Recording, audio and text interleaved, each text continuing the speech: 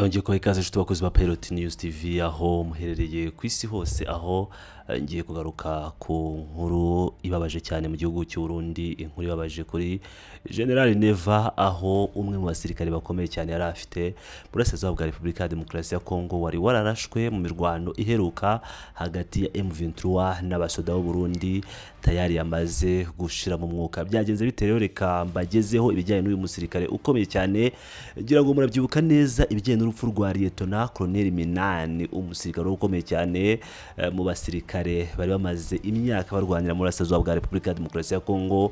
Uyu Lieutenant Colonel Manirakiza wapfuye nawe akaba ari we wundi wari usigaye wari ukomeye, ubwo ndavuga mu bari bari mu rugamba rukomeye, abari bayoboye amabatayo cyangwa amabrigade yari ari kurwanira mu burasirazuba bwa Repubulika Iharanira Demokarasi ya Kongo muri iyi minsi. Igiye kugaruka rero kuri iyi nkuru yose uko yakabaye kugira ngo mwumve igihombo gikomeye cyane u Burundi bwagize, kugira ngo mwumve umusirikare igihugu cy'u Burundi cyahombye muri iyi nkuru yose uko yakabaye, nk'uko mumaze kubimenyera nkomeje kugenda bagezaho amakuru utasanga ahandi. Twihuse cyane rero, yitwa Lieutenant Colonel Patrice Manirakiza akaba yitabye Imana mu bitaro Tanganyika Care i Bujumbura.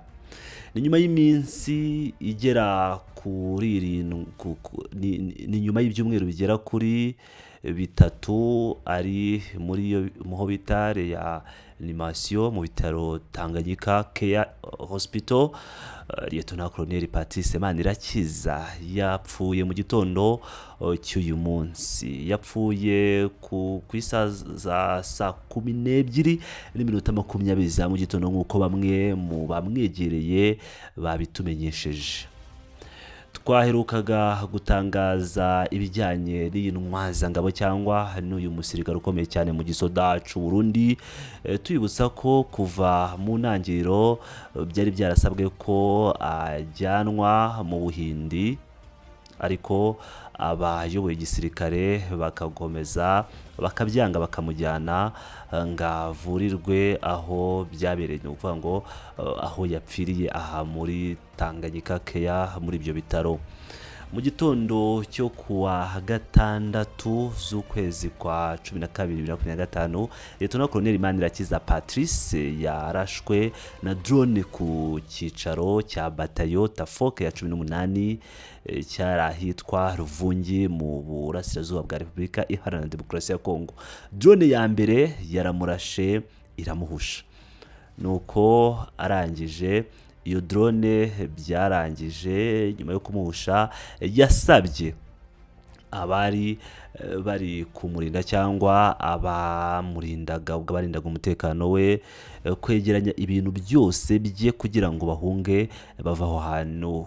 Ubugingo uyu mu 8 cyangwa abamurinda yinjiye ajya gutunganya ibintu kugira ngo bave aho hantu. Drone ya kabiri yahise irasa Lieutenant Colonel Patrice Manirakiza iramukomeretsa bikomeye, niho Patrice Manirakiza yahise yirukanswa cyane ajyanwa mu Burundi, ajyanwa kuri Tanganyika Care Hospital. Uwo munsi nyine M23 yaraye yigaruriye Ruvungi. Icyo gihe intambara rero ya drones uko byaje kugenda, iraswa rya Lieutenant Colonel Patrice Manirakiza ryahinduye byinshi ku rugamba. Ku mugoroba wo kuwa 4 Ukuboza 2025 nabwo hari harashwe umukuru wa batayo Tafoke ya 8 Lieutenant Colonel Atanaze Minani, yari ahitwa Rubarika. Lieutenant Colonel Minani Atanaze nawe yishwe na drone, cyo kimwe n'abasoda batatu bari bamwegereye cyangwa bamurindaga. Kuva igisirikare cy'u Burundi cyajya kurwana na M23 muri 2023 mu ntara ya Kivu y'Amajyaruguru, bwari bubaye ubwa mbere haraswa abakuru ba batayo. Igisirikare cy'u Burundi kikaba cyaraje kuvumbura ko hari amakuru yuko urugamba rwe rugiye guhindura isura, no kuvuga ngo hari gahunda cyashya cyangwa intego cyashya, ko M23 yafashe intego yo kwica abayoboye urugamba ikoresheje za drones. Bukeye kuwa 7 Ukuboza 2025 gatanu umukuru w'abasirikare bari mu Burundi bari kurwana na M23 muri Repubulika ya Demokarasi ya Kongo, Colonel Jeconias Nihorimbere nawe yahise gahungana na batayo zigera kuri 3 ze ndetse na brigade zishinzwe cyangwa zarahawe intego yo kuba zarinda icyicaro cye ahitwa Bwegera. Bahingukiye cyangwa bambukiye mu Cibitoke cya Rugombo. Colonel Nihorimbere nawe rero akaba yarabonye ko ibintu bitakiri bya bindi, ko yashoboraga kwicwa mbere rero yuko bimwe mu bice yari ari kuyobora bifatwa. Iyi ntambara rero y'amadrone ikaba yarahinduye byinshi muri urwo rugamba. Mu mwanya muto cyane M23 yigaruriye ikiyaga cya Rusizi, ihita ikomeza ifata ibice bitandukanye birimo Ruvungi, Sange ndetse na Uvira kuwa 10 Ukuboza 2025.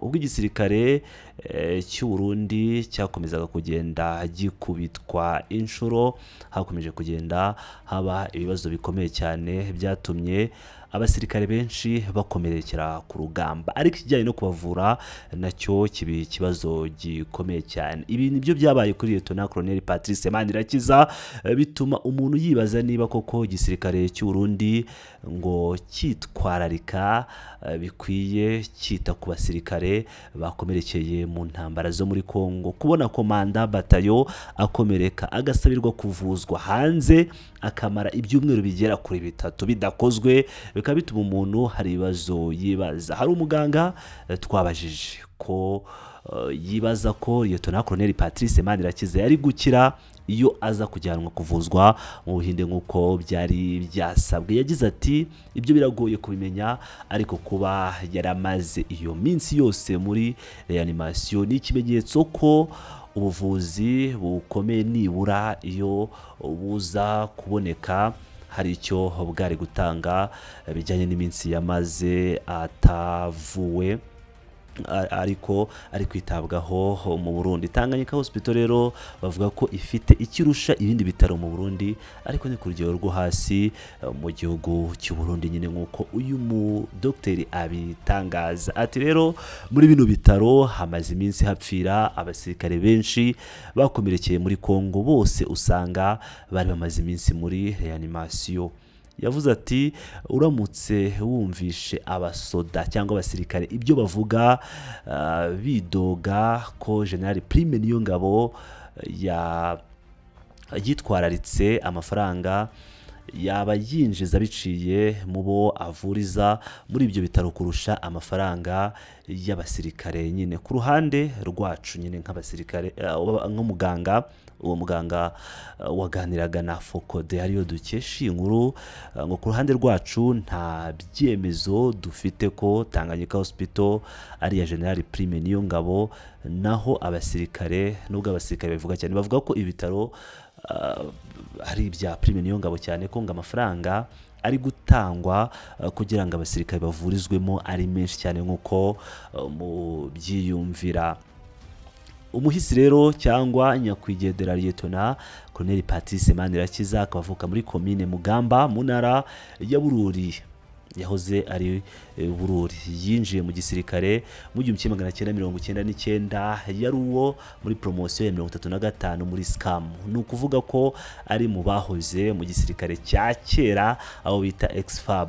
Yari afite nimero matricule SS 1719, akaba apfuye ku myaka 48 y'amavuko. Murumva ko yari agifite imbaraga zo kuba yarwanirira igihugu cy'u Burundi. Lieutenant Colonel Patrice Manirakiza yari amaze guhabwa imirimo igiye itandukanye mu gisirikare cy'u Burundi, aho yakoreye cyane muri camp ya gisirikare aho barwaniraga mu mazi nk'abamarine. Nyuma aza guhabwa kuyobora camp ya DCA Passive benshi bita Guantanamo. Ni kambi ibitse amabanga menshi ku basirikare by'umwihariko bajya kurwanira muri Repubulika Iharanira Demokarasi ya Kongo. Nyuma yaho rero Patrice Manirakiza yahawe kujya kuyobora batayo ya 18 Tafoke yari iri kurwana na M23 muri Repubulika ya Demokarasi ya Kongo. Batayo yiwe cyangwa batayo ye yari mu zari ziri gucunga cyangwa zicunze ikiyaga cya Rusizi kugira ngo M23 ntiyegere imbibi z'u Burundi. Aho niho yarasiwe mu gitondo cyo kuwa gatandatu Ukuboza 2025. Kugeza ubu icyo kiyaga cya Rusizi kiri mu maboko ya M23. Abasirikare bakoranye nawe bavuga ko umuhisi Lieutenant Colonel Patrice Manirakiza yari intwazangabo cyangwa umusirikare wubaha cyane ubutegetsi, akaba ari umwe mu bahoze muri Exfab nk'uko twabigarutseho. Isa nkaho yakundwaga cyane n'abayoboye igisirikare cy'u Burundi. Akabaye rero umusirikare ukomeye ho ku rwego rwo hejuru wa kabiri, ufite ipeti ryo hejuru nyine wa kabiri, uguye mu ntambara zo muri Repubulika Iharanira Demokarasi ya Kongo. Tukaba twihanganishe umuryango wa nyakwigendera Lieutenant Colonel Patrice Manirakiza. Imana imuhe iruhuko ridashira kandi ihe kwihangana umuryango we muri ibi bihe bitoroshye. Pilot News TV mukomeze mane nanjye ndabakunda cyane.